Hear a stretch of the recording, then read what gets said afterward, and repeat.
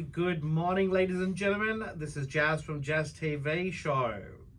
How's things? I hope everyone's doing great, and we're back with another show and episode with our very own Steve Jaz today from Point Cook. Steve Jaz is a really interesting personality and very famous in community. If you don't know him, you'll get to know him today.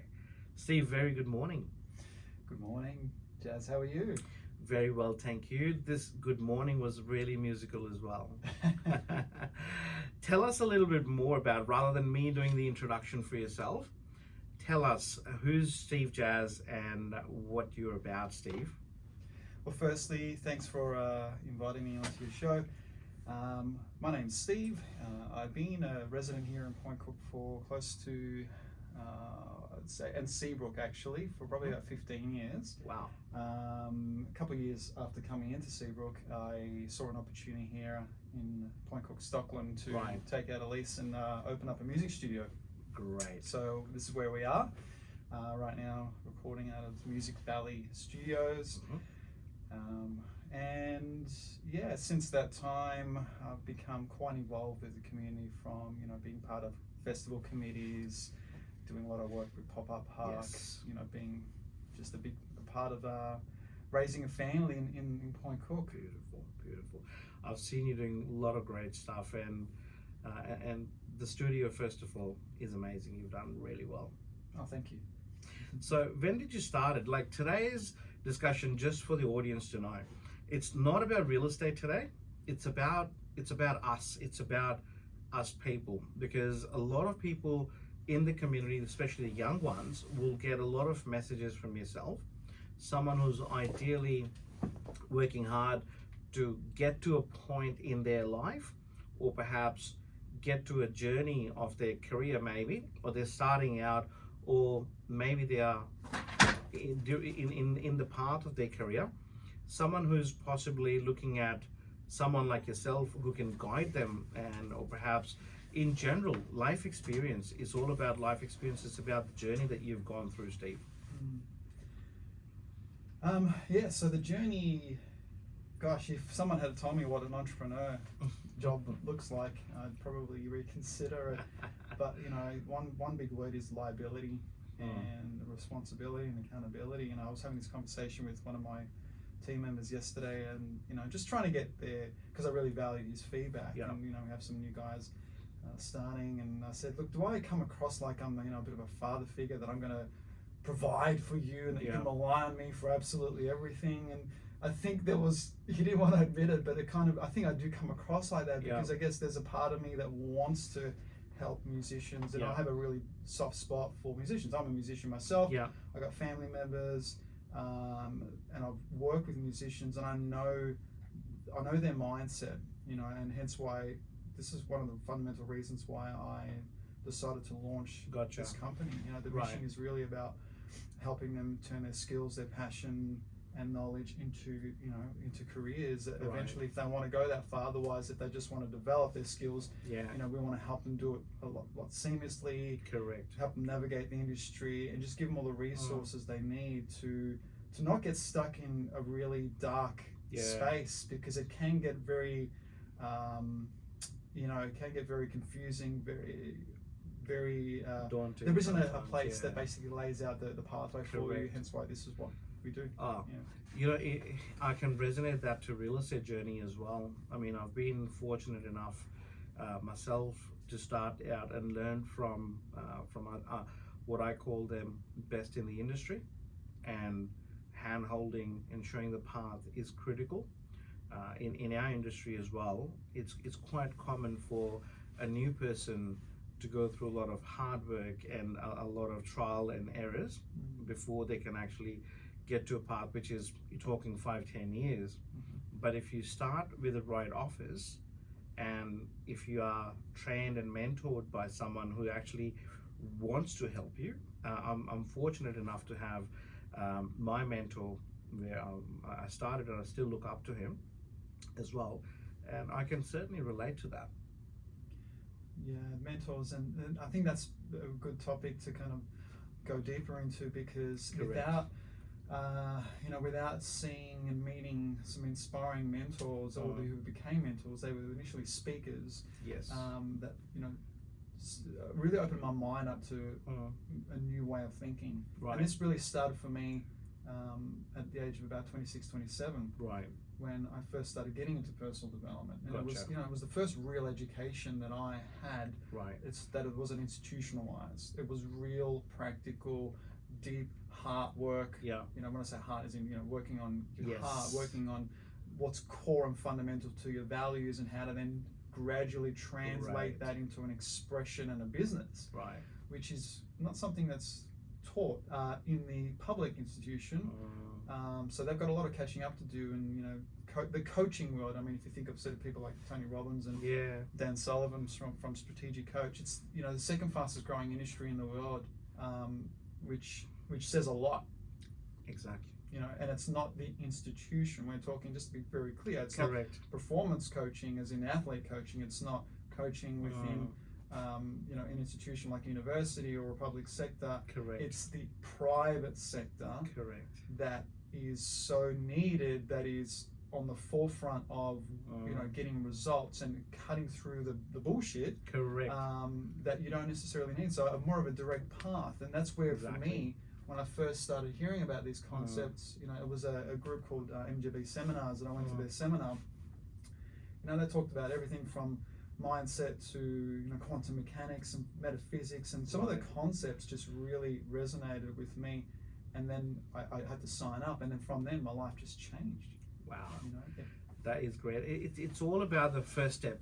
One thing I picked from there was taking the action. It's a lot of people will attend so many seminars and walk out thinking, okay, that's fine if it's all talking, but the real work starts after you sign up. It's about the attitude. What I say is skills can be learned. Attitude can be changed. You just need to have the right mindset. What sits under the attitude is your mindset. If you train your mind that things cannot be done, or the other way to think is, how can I get this done? You would find answers. And another thing I always say is, if the student's ready, you'll find a teacher. Absolutely. I think about this a lot, Jaz. I think because we're primarily in education and training, and we do coaching and other things like production and management, but it's a dance, a real art, finding the balance between support and challenge, because that's where maximum growth occurs. Correct. So no one grows unless they're challenged, but you don't over challenge them to the point where they're intimidated. And it's just trying to always meet them at the right point, and I call this the turning point. Some of them come in and they've brought themselves to the turning point, and they're like ready to learn, ready to grow. Correct. Others are kind of just like not ready to grow. They just want to maybe hire a studio and just do their own learning, and that's good and well, but I think everyone has their time when they realize, wow, I'm ready to now grow, which means I need the knowledge, the attitude, the skills, and the habits. Correct. To really, make things grow in my life. And would you agree? One thing I'd like to ask on what you've just said: someone's starting out, someone's ready to learn, but if the right type of training and coaching or perhaps hand-holding is not given to that person, would you say it's fair to say that person could become disillusioned in just a few months, even though they've got the right attitude? Yeah, absolutely. There's so much to it. I've developed and been part of developing close to 20 programs here in the last 13 years. And we developed our own entire mentor certification program to become a coach, specifically for musicians who've been in the industry but have never done training and assessment or a dip ed, or don't know how to set objectives and map out lesson plans and create courses and things like that. So as part of that, we were kind of I remember going through the process with one of my older colleagues about what is the most relevant topics, because we had to choose 10 topics, and cut out all the crap, cut out all the unnecessary stuff that is very, irrelevant. So we came to the conclusion that, there were There are role plays that we need to add into that, and the facilitation was just probably. I mean, it's application of knowledge that you need to factor in.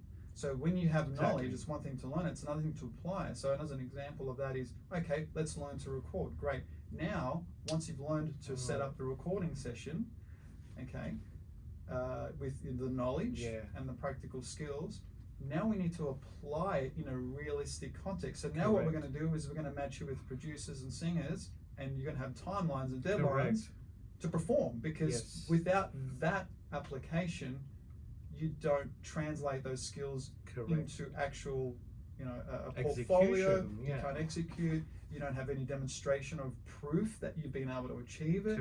And this is where institutions like TAFEs and colleges, especially in the music industry, they really fall short, and that's where we take over. Wow, that is, as you said, there's so much. Like, we can talk about anything and everything in coaching, development, learning, advancement of the skills, attitude. It's never ending journey, and you can never stop learning, you can never stop coaching, and there's always something to learn. Or more so, even if you know everything, sometimes it's a refresher.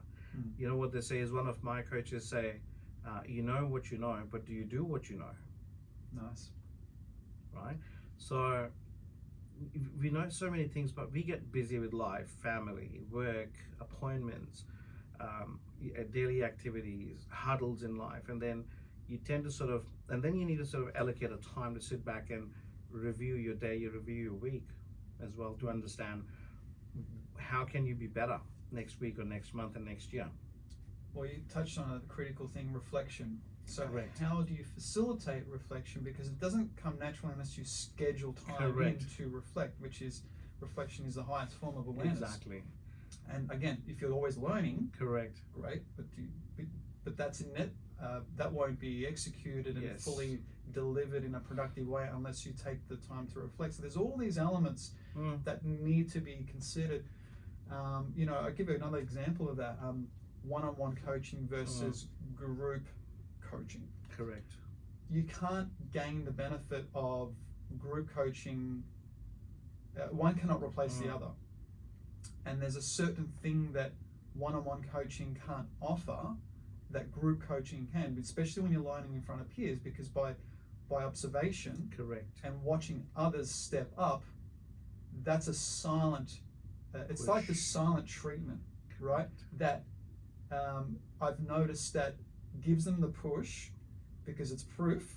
It's tangible. Here's John or whatever who's done it, who's just launched and got some great gigs, and all of a sudden, I silently reflect on my work and my commitment just by watching proof of this person rise up. Whereas when you're in a one-to-one, it can get very comfortable, and you sort of start to create this little bubble whereby it's okay, you're comfortable, we'll get there, and it's this long, never-ending journey of always getting there. And you never really believe that it's possible because you're just feeling comfortable in this in this relationship, and it becomes a relationship, and then the goals and everything are kind of not as important as the relationship. So both are important. You need to have good relationships, but you can't compensate one for the other. It might be a harsh thing to say, but I call comfort misery, and misery needs company. You never accompany misery, because miserable people will then become friends with miserable people. That's again something that I've learned many years ago from someone who's pushed, and he still pushes people. And initially I questioned him. I was like, you're asking me questions after questions. I need solution. And he said, you'll find a solution soon. The answer's inside you. The answer's in you. I'm just getting them out for you. And that's what a perfect coach and a mentor does. There's differences between a teacher, a coach, and a mentor, and a counselor. Correct. And the mentor builds capabilities I guess the best analogy I use is a coach is more about increasing your performance and skill, like an athlete's coach. Yes. Right. That's on the sidelines. That's there with you. That's coaching you. Like you and I talking about mindset. Yes. But the mentor is not there all the time. Correct. And they give you the wings to build the capability to go. I trust that you can win this game. Yeah. Let's touch base after you play the game. I won't be there, but I believe you have the capabilities now to do it. Yeah. To do it. And that little push. Exactly. Is it's they call it in mentoring they call it a blessing, which is full confidence within your mentee that they are able to do it, and just that's a bit of a rite of passage that I find is again another one of the many elements that you need in education to make transformation. 100%. And again, if the person goes back and tries, and perhaps I won't use the word fail, or perhaps doesn't perform as they thought they would perform to a certain level or degree, they'll come back. They might get another challenge to go back and improve again. And then you start realizing what you need to do. Action needs to be taken by the person himself or herself. And then you revert back and look back on what are the basics of anything that you do in life. They have to be actioned as well. And I can relate that to real estate. One of our CEOs, Manos from eView, his brother, he's doing really well. Manos shares this story a lot. Manos is a really good mentor in our group. And initially, when they started, they were in a different line of business, and George, Manos's brother, comes in and says, what do I need to do? Because you need to choose a patch of 2,000 homes and just service them well, get to know them, build relationships for future, and start doing letterbox drops. That's where you start. And comes back kicking and screaming. He goes, I've done 10,000. What do I do now? He goes, do another 10,000. He said, are you crazy? No, he said, go back again. 10,000 again, comes back, it doesn't work. He said, well, how many have you done? He said, 10,000 more. He goes, go and do another 10,000. And then he listened, did it. Now he pretty much owns his patch. It's about time, it's about consistency that gets added on to the activities that you do. It's repetition, it's about consistency, and it's about doing things again. But again, improving. That's where I can look back on Apple, for an example. Some people would complain that every year they introduce a new phone, I have to upgrade. But I ask a question, hang on a second, but would you still upgrade? Yes, I would. Why are you complaining? Yeah. Apple's doing what is in either best interest of people or perhaps their own company. They have found time to understand where they can improve on their phone versus sitting at iPhone 1 for 20 years and being out of business, what other companies have done. Being comfortable and falling to the complacency trap, like you said. So it's about being relevant to the market and your audience. It's about improvising. So it's a great example rather than looking into your own industry and comparing with others. So sometimes we look at within our industry, the ones are doing really good or ones are doing not really good. And sometimes we feel comfortable looking at the ones who are not doing that great, that I'm actually better than them anyways. You feel comfortable.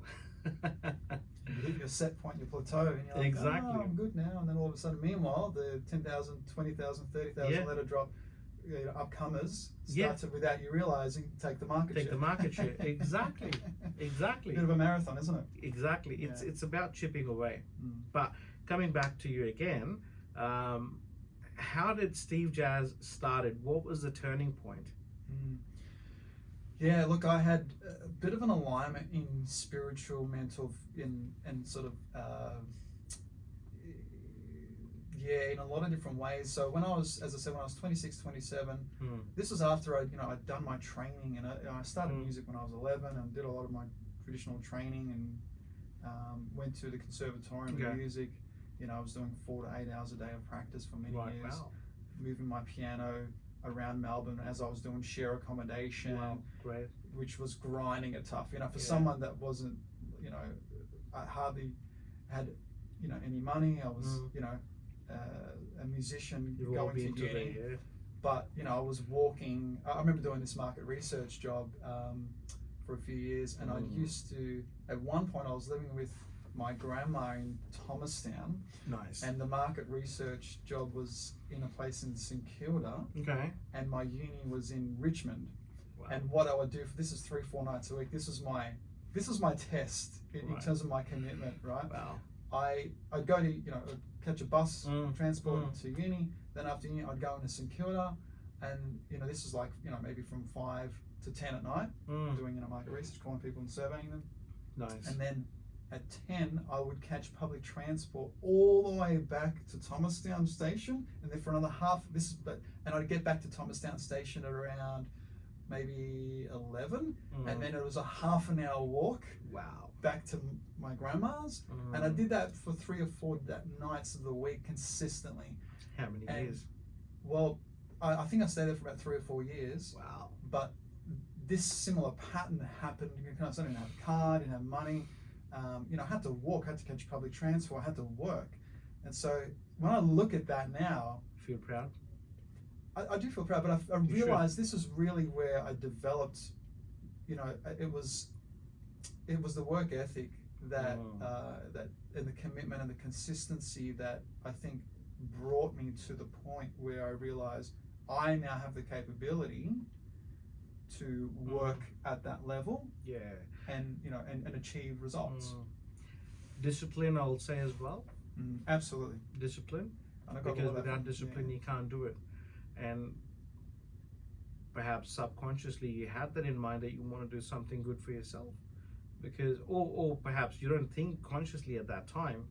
Sometimes it's a survival that kicks in. Yep. But when you look back, I mean, there's lots of stories, and it's great to know that, because people see you ground up all the time, but they don't see what happened under.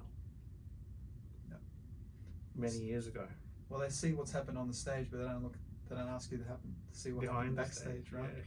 yeah. And that's a very common.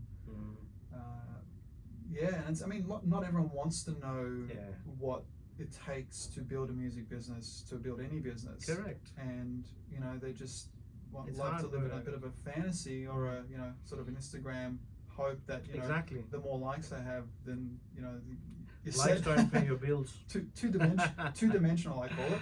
Yeah, likes don't pay your bills. Yes, it's part of our life. You can't run away from likes and shares. But I suppose if it's done in combination with other activities that are really critical, then it's great. I remember, and again, I would try to keep it about yourself, but always try to sort of resonate with a couple of things that I've gone through as well. And I guess in life, just losing my words here now, in life, when you look at your past, for me, it actually pushes me to do better, because one, not that I'm fearful of going back there, but always ask a question: would you want to be back in that zone? No. So work hard. Keep working hard. Improve. In our industry, the core activities that are needed to be done, there are days when I feel complacent, and then I tell myself, no. If you look at someone making burgers at McDonald's, they've got systems in place. What if you go through the drive-through, the person says, oh, I'm not feeling 100%, I'll just give you the burger and the bun, don't worry about sauce today. And no fries. No fries. Oh, I forgot. The person, they're meant to do the job. You come in, you stick to the basics.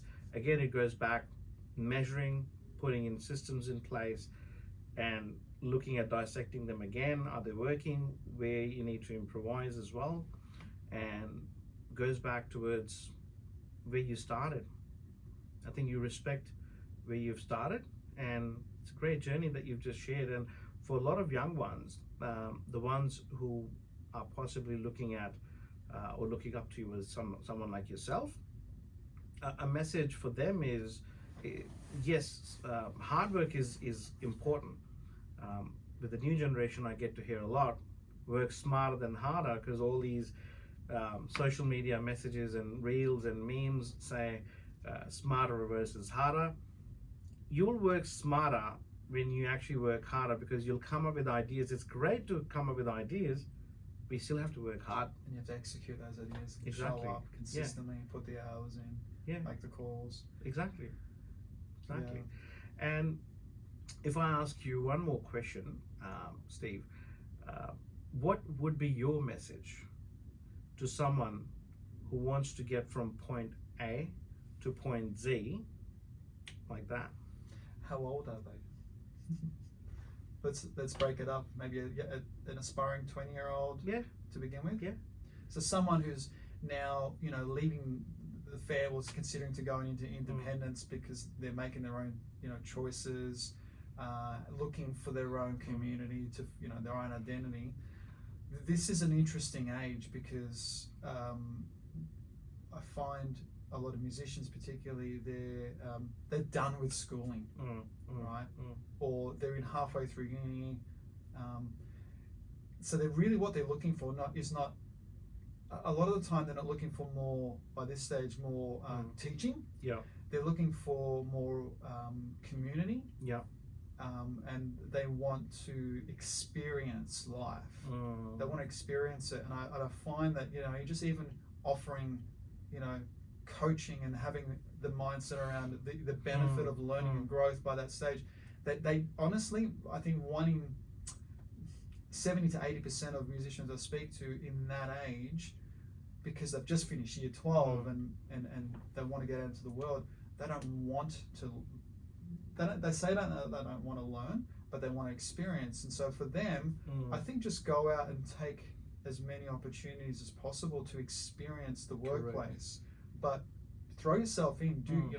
If there's a studio, if there's a company that you aspire to, work with, like the only way that you're going to get in is to go and walk in, like literally walk in and say, I want to absorb and experience as much as possible in this place and see what I'm capable of. Right. That's it. If someone came up and said that at 20, and if they were persistent, within a year or two, they'd be making some side income through that. Yeah. Absolutely, 100%. Great. And as opposed to still trying to, thinking about what their next plan is and whatnot. I mean, you can always do all that, and you've got time to think and reflect, but now, because you've experienced it, you actually can make better choices about whether this resonates with you. Correct. What you're capable of. Right. And then, if there's more opportunities from there, you can always say, get an endorsement, get a testimonial, referral. He's worked with Steve or with Jaz for the last 2 years, and then all of a sudden, there's the endorsement. You are 10 times more likely to get the next opportunity because of that first action. Proving yourself.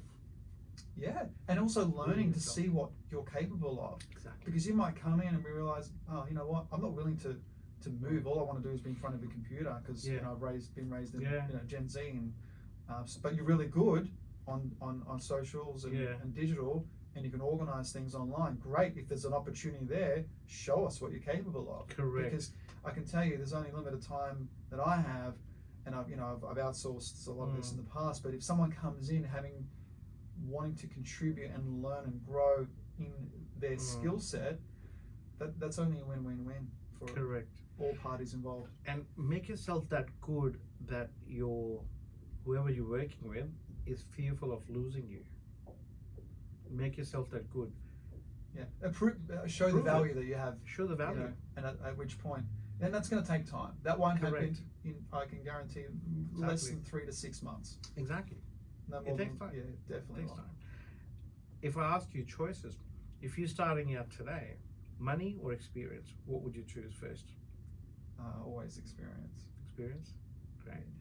And if let's go back 13 years, what would Steve Jaz would advise Steve Jaz if Steve Jaz was starting out today? Yeah, 13 years. Gosh, that was the time I sort of launched this company. Things you would not do, things you would do again, or things you would do in a better way. I honestly, I'm quite happy the way the things unfolded for me, because I had these personal development mentors at the time, and then I started working with entrepreneurs and getting coaching. But I think, the one thing I've learned recently about mentors and coaches and gurus is the more I've worked with them, the more I realize their shortfalls as well as their strengths. Yeah. And it's really easy to hand over total trust to, let's say, a mentor,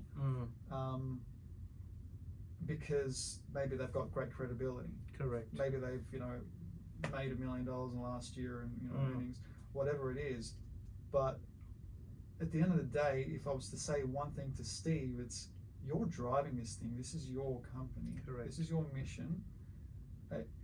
I would even go as far as to say, use them in a positive way. Use them. Don't let them use you. Correct. It's a fair exchange. Yes. Obviously, mentors charge good money. Correct. But you're the one seeking their help, and you need to know where that line ends. Correct. You need to tell them, or continually remind them, where does this line end? Because your job as a mentor is to get me from A to Z, to build a capability and let me go as soon as possible. And that's how you measure the value of a mentor. Gold. It's Absolute not gold. how long you're with them, it's how quick you're with them Correct. to achieve the transformation. Exactly. So that's the best thing I'd say to myself. Say, okay, Mr. Jaz, I'm going to engage with you now, but I want to know a timeline for achieving this goal, and and I want consistent reviews. Yes. To know whether we're on track or whether we're off track, and I'm going to hold you accountable, and I want you to hold me accountable to this agreement. Wow. Go. Be upfront. Yeah. Start up. Yeah. And I've had this conversation a lot with emerging artists who are getting, I wouldn't say sucked in, but they're getting very influenced by labels, by managers, and they're promising all these shiny things. And I say, okay, that's all good and well, and they've got big names they've worked with, but what are the measurables? Correct. Who's holding who accountable? Who's using who right now? Correct. Because it needs to be a fair exchange, journey, and that needs to be clearly mapped out. Wow. That's actually all about learning and a knowledge gathering process that you've mentioned, which is great in my opinion as well. I'd rather gain experience and knowledge, and I can earn later what I could earn now, but I can only go from here to here. Well, the experience and knowledge builds capability.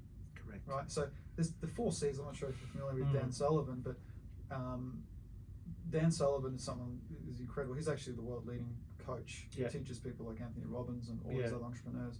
And so I think he's been coaching for about 67 years, and he's got a whole company and hundreds of thousands of entrepreneurs around the world. And so he has a lot of books, and one of the books that he talks about this concept is the 4 C's, which is courage. This is essential transformation mapped out in 4 steps. Courage, commitment, courage, capability, confidence. So in that order.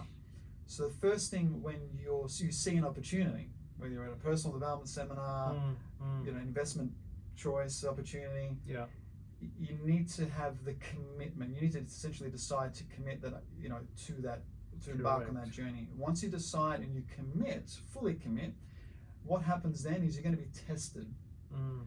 And you're going to be tested, can I do this? And as you go through working with your mentor, with your investor, there's going to be all this, but you need to then summon the courage to push through those fears. Correct. Now, you can't avoid this. 100%.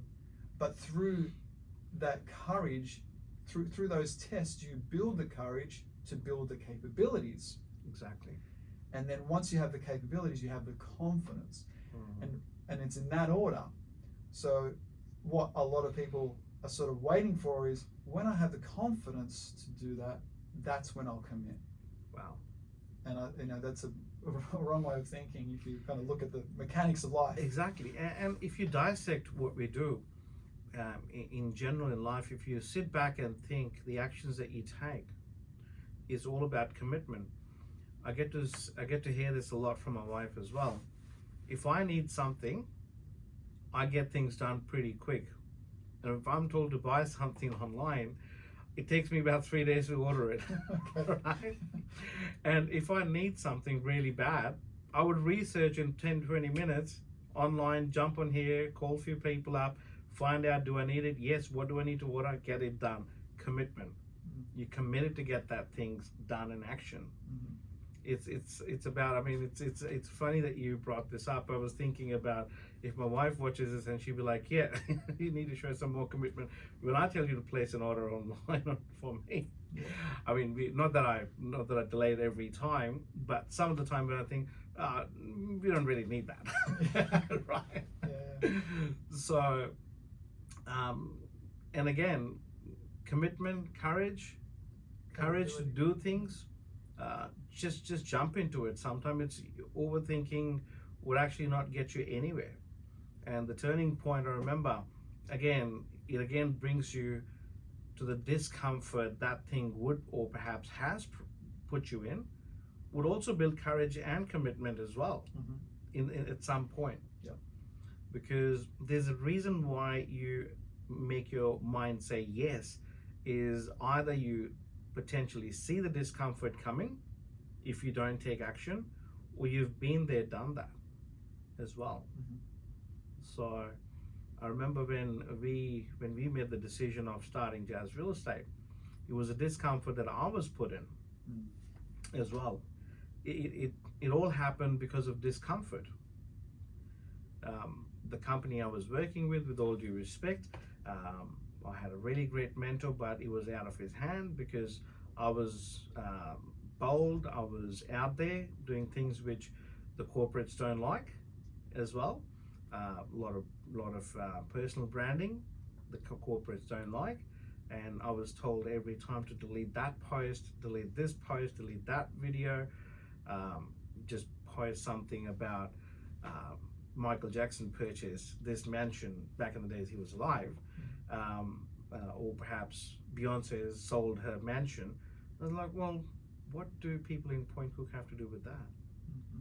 People want value. Yeah, and I think that's interesting because that's the conversation around status versus versus growth. Correct.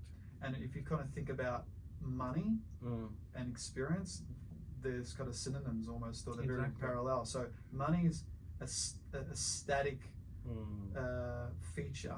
Correct. But when you have experience, that never dies. Correct. And that leads to value creation. Exactly. So money is an expression of the values, the measurement of the value which comes from your experience. Exactly.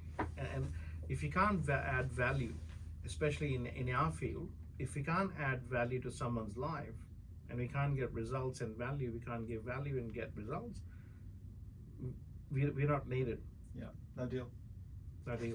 we don't need it. No deal. Yeah.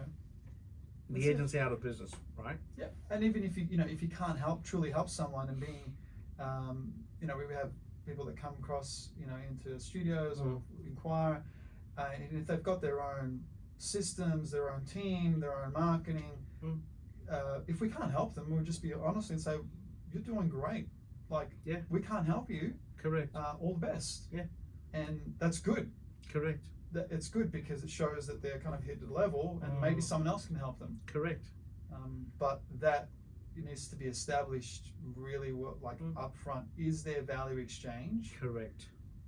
If there's not, then don't worry about money. Exactly. Don't worry about the income, because your job is to help someone, improve their life, or make things easier. Yeah. I think the two things you can basically sell, improve your life or ease of use. Yeah, ease of use. Yeah, exactly. Wow, that's been a great one. I can go on forever, but it's been really good talking to you, Steve. You too. I just want to say it's refreshing to speak to someone who's outside of the music industry. Exactly. Obviously, I wanted to share this with our members in our Yeah.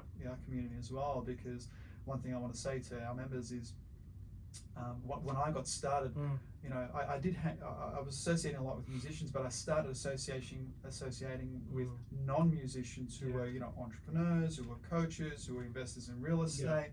And it was through that community that my mindset really shifted, and I started thinking bigger. Because I think if you just stay within the muso community, you're really limiting yourself. Exactly. In any community, really. Yeah. It's about being nice, and it's about, you can add value being nice as well. It doesn't cost anything. So my message to anyone and everyone is, we don't know what people are going through in their daily life, especially in the day and age we're in, what we're going through in the market at the moment, the economic circle and cycle that we're going through. Be nice to everyone. Help them grow, because at the end of the day, it comes back to you. That's a lovely way to end the message. Perfect. Thank you so much for listening in, guys. And if you found value in this podcast today and this session, please give us a thumbs up, like, and share. And do comment and let us know what you think and what we should do for yourself next time. Thank you so much. Signing off, this is Jaz Singh and Steve Jaz. Thanks for your time again. Thanks again. Appreciate it. Thank you, sir. Awesome. It was good. Yeah.